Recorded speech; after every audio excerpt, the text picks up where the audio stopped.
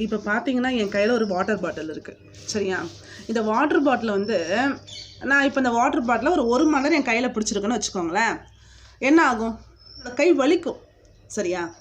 அதுவே ஒரு நாள் ஃபுல்லுமே இந்த வாட்டர் பாட்டிலை பிடிச்சிட்டு இருந்தேன் அப்படின்னா என்ன ஆகும்? என்னோடய கை வந்து மறுத்து போயிடும், ஒரு மாதிரி டல்லாகிடும், கை வந்து மறுத்து போயிடும் இல்லையா. இந்த வாட்டர் பாட்டில் ஒன்றும் அப்படி வெயிட் ஒன்றும் இல்லை. ஆனால் வந்து நம்ம கையில் பிடிச்சிருக்கிறதுனால இந்த வாட்டர் பாட்டிலோட எடையும் அதிகமாகிறதும் கிடையாது. ஆனால் ஏன் நம்மளுக்கு இப்படி வலிக்குது?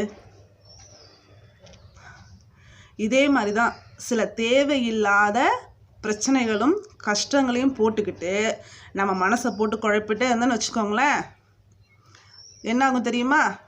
இந்த வாட்டர் பாட்டில் மாதிரி ஃபஸ்ட்டு மைண்டு வந்து ஒரு அப்செட் ஆகி நம்ம எதுலேயுமே ஒரு ஒழுங்காகவே வேலை செய்ய முடியாது. நம்மளுடைய கான்சன்ட்ரேஷனை வந்து கரெக்டாக வந்து அந்த இம்ப்ளிமெண்ட் பண்ண முடியாது. அப்படி ஆகிடும்.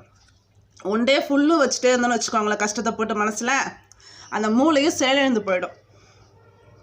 அதனால் கஷ்டத்தை அப்படி தூக்கி அப்படி போட்டுட்டிங்கன்னு வச்சுக்கோங்களேன், ஹாப்பியாக இருக்கலாம்.